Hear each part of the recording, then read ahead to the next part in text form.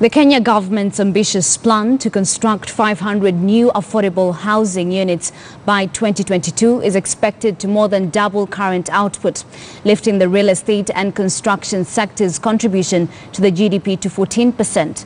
Already more than 100,000 Kenyans have registered with the government's Boma Yangu portal since January.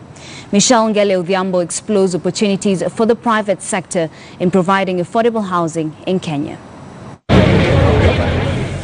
Millions of Kenyans eager for a break from the threat of a lifelong rent burden now have a reason to be optimistic following the adoption of the affordable housing scheme by private developers.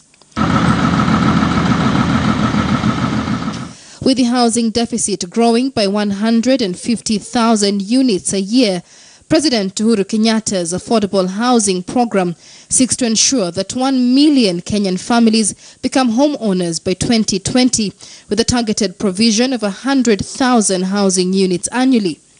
This has presented a large real estate opportunity for private players like Belasi developers, who are now setting their eye on the low-end housing market.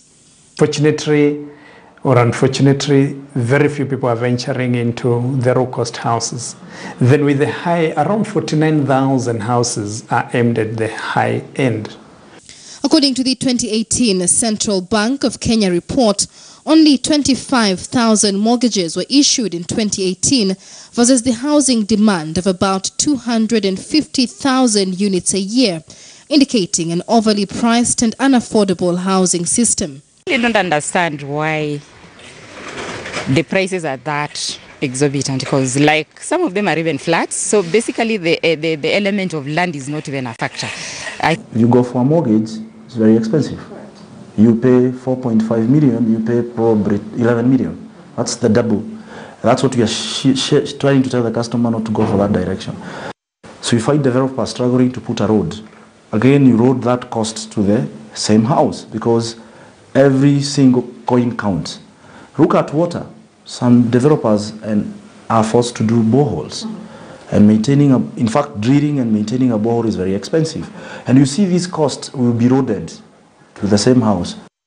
Although the provision of affordable and social housing has never been a private sector agenda, the government's affordable housing plan has seen growing private investment appetite for affordable housing.